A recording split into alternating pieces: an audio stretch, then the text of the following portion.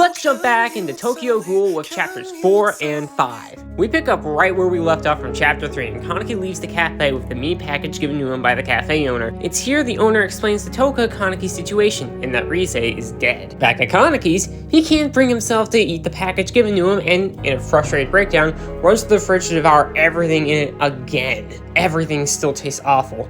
That is, except coffee. Coffee, beans, powder, it's the only thing that hasn't changed for him. Knowing this, Kaneki goes to the convenience store to shop for more and bumps into a man buying the same brand as him.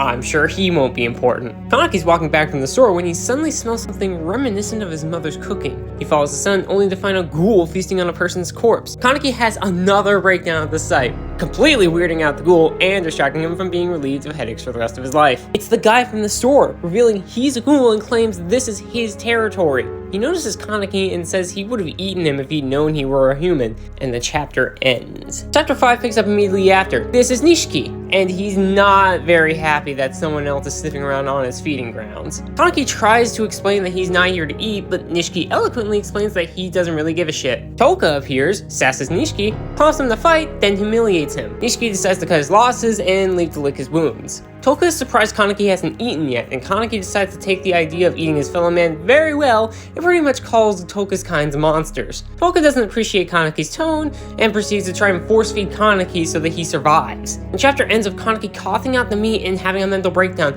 and finally calling Toka a monster straight to her face. Overall, very solid chapters, not much to say just yet. The cast is expanding and the emotions are deepening. I suppose I am curious why exactly coffee is the only freebie ghouls have for their taste buds, but if I'm being honest, I don't really need a dedicated chapter to that. They can leave that vague if they want. It's just a weird detail to me. But I'm curious, what do you think?